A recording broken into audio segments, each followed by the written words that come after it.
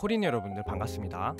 이번에 비트코인이 83K를 넘는 하락이 나와줘서 이렇게 1연장 터미널의 2파가 진행 중인 관점은 폐기가 됐습니다. 우리가 매매를 할 때는 큰 관점이 깨졌을 때 두 가지 중요한 매매 원칙이 있어요. 첫 번째는 저희가 83K를 깨지기 전까지는 롱 위주의 매매 전략을 짰는데 큰 관점이 깨지고 나서부터는 무조건 롱망 회로를 갖는 건 위험합니다. 물론 가장 확률이 높은 메인 관점을 세울 수는 있지만 이럴 때는 관망을 하면서 큰 관점이 보일 때까지 기다려야 돼요. 또한 두 번째로 중요한 원칙은 중장기적인 파동이 깨졌기 때문에 단기적인 파동에서만 매매를 해야 됩니다. 우리가 관점이 한번 틀렸다고 해서 크게 낙담할 필요가 없어요. 우리가 트레이딩을 하면서 인생을 살아가려면 당연히 한두 번이 아닌 수백 번, 수천 번의 매매를 하게 될 거예요. 그러면 당연히 수익이 날 때도 있고 손해를 볼 때도 있습니다. 그래서 우리는 반드시 리스크 관리를 해야 됩니다. 이 한 번의 매매에 풀시드나 고 레버리지로 모든 걸 다 거신 분들은 100번 매매했을 때 99번 수익이 나도 한 번 매매에 모든 걸 다 잃을 수가 있습니다.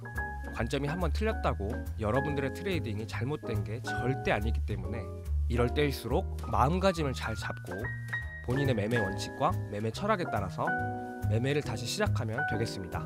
오늘 영상의 순서는 이렇게 진행이 될 거고요. 영상을 시작하기 전에 구독과 좋아요 꼭 한 번씩만 부탁드릴게요. 먼저 주봉 차트를 볼 건데요. 올라오는 파동이 조정파인지 혹은 임펄스인지에 따라서 시즌 종료의 여부가 달라집니다. 올라오는 파동이 이렇게 ABC, X, ABC로 이중 지그재그로 한 파동이 마무리됐다면 그때는 시즌 종료가 나올 확률이 높아요. 하지만 조정파가 아니라면 여기는 이렇게 4파가 진행 중인 관점으로 볼 수가 있습니다. 이 두 개의 관점은 세부 파동을 다 따져봤을 때 모두 모순점이 존재합니다. 하지만 제가 항상 설명드리듯이 모순점이 없는 파동은 존재하지 않기 때문에 이 두 개의 파동 중에서 어떤 게 모순점의 합이 적은지를 판단하고 어떤 파동이 확률이 높은지를 결정해서 메인 관점으로 매매 전략을 짤 수가 있습니다. 만약에 이 파동을 WXY의 이중 지그재그로 봤을 때 두 가지 관점이 생길 수가 있는데요. 첫 번째는 이렇게 불규칙 플랫이 형성 중이다 라고 생각을 할 수가 있겠죠. 하지만 이렇게 플랫을 봤을 때 B파가 A파의 138.2%를 넘어가는 심한 불규칙 플랫이 돼요. B파가 A파를 이렇게 심하게 넘는 불규칙 플랫은 거의 발생하지 않기 때문에 이러한 파동의 확률은 매우 낮습니다. 또한 여기가 이중 지그재그가 맞다면 이렇게 1연장 터미널의 1파가 될 수가 있겠죠. 하지만 여기가 이렇게 1연장 터미널의 1파로 이렇게 길게 형성이 되고 있는데 B파랑 A파가 매우 작아집니다. 1연장 터미널은 가격보다는 기간적으로 긴 파동이기 때문에 이 두 개를 합친 기간보다 길어질 수는 있어요. 하지만 이렇게 터미널이 형성이 되면 A파와 B파에 비해서 가격적으로도 훨씬 더 커지게 됩니다. 그래서 이렇게 1연장 터미널의 확률을 낮게 보고 있습니다. 또한 이렇게 이중 지그재그로 봤을 때 Y-10파가 이렇게 1연장 터미널이어야 하는데 1연장 터미널의 특징 중 하나가 5파가 13 추세선을 넘어야 합니다. 글렌릴리뿐만 아니라 저의 개인적인 통계를 봤을 때도 5파가 13 추세선을 넘는 이론은 굉장히 신뢰도가 높습니다. 다시 한번 정리하면 저는 올라오는 파동이 이중 지그재그가 아니고 이렇게 3연장 임펄스의 4파가 진행 중이다 라는 관점을 갖고 있습니다. 3파는 이렇게 1연장 임펄스로 해석을 할 수가 있고요. 이렇게 봤을 때 13 추세선과 24 추세선이 모이는 굉장히 이쁜 1연장 임펄스가 형성될 수가 있습니다. 이 파동에서의 모순점은 하나밖에 없어요.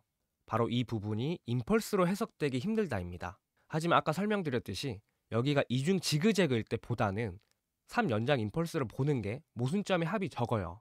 영상 초반에 설명드렸듯이 이제부터는 단기 파동에 집중을 해야 돼요. 설령 여기가 시즌 종료가 맞다고 하더라도 현재 구간에서 반등이 나오면 저의 큰 관점과 상관없이 수익을 볼 수가 있습니다. 그래서 현재 구간에서는 시즌 종료가 맞다 아니다 이거에 집중하기보다는 어떤 구간에서 반등이 나올 확률이 높은지 그리고 어떤 매매 전략으로 손해를 최소화할 수 있는지 그 부분에 대해서 집중을 하셔야 됩니다. 저는 내려오는 파동의 시작점을 이쪽으로 보고 있습니다. 여기서부터 이렇게 ABC 플랫이 공통적으로 나왔다라고 생각을 하고 있고요.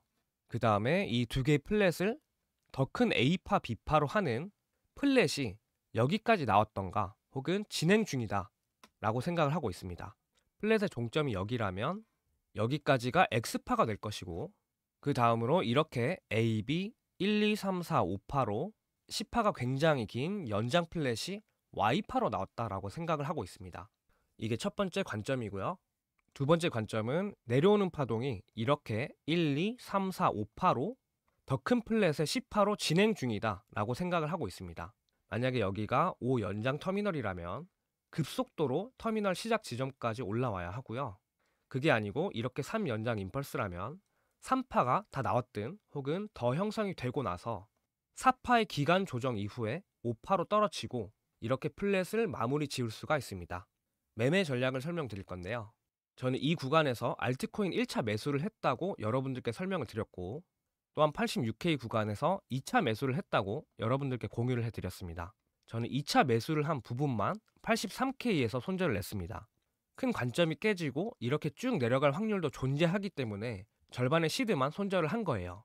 만약에 현재 나오는 파동이 이렇게 5 연장 터미널이 맞다면 5파는 이렇게 쭉 올라올 것이고, 그때 저는 여기서 1차 매수한 알트코인들을 수익으로 마무리 지을 수가 있겠죠.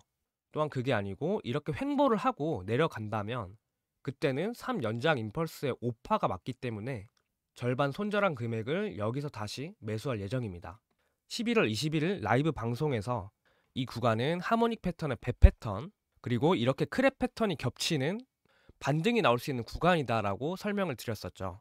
보시다시피 정확하게 이 구간에서 반등이 나와줬습니다. 앞으로도 이렇게 단기적으로 파동이 보일 때나 혹은 피보나치나 하모닉 등을 이용해서 타점이 나오는 곳에서 매매를 하는 단기적인 매매 전략을 가져가야 합니다.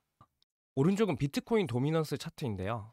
비트코인이 15K부터 124K까지 올라오면서 알트코인들은 오히려 저점을 더 갱신해버렸어요. 왜냐하면 비트코인 도미넌스가 이만큼 상승을 해줬기 때문입니다. 만약에 여기가 시즌 종료가 맞다면 이번 비트코인의 하락과 함께 비트코인 도미넌스도 상승을 해줬을 거예요. 하지만 현재 구간에서는 비트코인 도미넌스가 오히려 떨어지고 있고 알트코인들의 가격 방어가 매우 잘 이루어지고 있어요. 3 연장 임펄스의 4파에는 이렇게 삼각 수렴이나 혹은 복합 조정으로 횡보를 할 가능성이 높아요. 만약에 비트코인이 이 구간에서 횡보를 하면서 비트코인 도미넌스가 떨어진다면 그때는 알트코인들의 반등을 기대해 볼 수가 있을 거예요. 물론 저도 2021년도와 같은 1000% 넘는 상승은 기대를 안 하고 있습니다. 현재 구간에서는 많이 내려온 만큼 반등만 먹자라는 생각으로 매매 전략을 짜고 있어요. 대부분 알트코인들이 굉장히 큰 하락을 해줬기 때문에 이 정도의 반등만 나와도 우리가 주식이나 다른 투자 상품에서 수익을 볼 수 있는 것보다 훨씬 더 크게 수익을 볼 수가 있습니다. 여러분들의 공부를 위해서 지난 영상에 남겨주신 질문에 대한 답변을 해보도록 할게요. 중파동 관점에서 2파가 1파의 저점을 훼손하지 않으면 이렇게 1연장 터미널이 가능하지 않나요? 라는 질문인데요. 1연장 터미널에서 2파는 대부분 1파의 61.8% 혹은 78.6% 이내에서 형성이 됩니다. 또한 중요한 게 2-A, 2-B, 2-C로 봤을 때 2-A가 1파의 시작점만 넘지 않으면 괜찮긴 해요. 그 다음에 2-C파가 78.6% 이내에서 형성이 되면 파동 조건은 만족하긴 합니다. 하지만 파동이 이렇게 형성이 되면 이전의 중파동에서의 메인 관점이 이렇게 1연장 터미널로 나왔을 때는 기간적인 비율 그리고 가격적인 비율도 굉장히 이뻐집니다. 하지만 그 이상으로 넘어갔을 때는 그 크기가 너무 비대해져 버리기 때문에 확률이 매우 낮아진다 라고 생각을 할 수가 있어요. 오늘 영상은 여기까지 할 거고요. 실시간 세부 파동은 제가 텔레그램에 남겨드리고 있기 때문에 영상 하단 링크에 텔레그램 방에 들어오셔서 참고해 주시면 될 것 같습니다. 저희는 다음 영상에서 뵐게요. 감사합니다.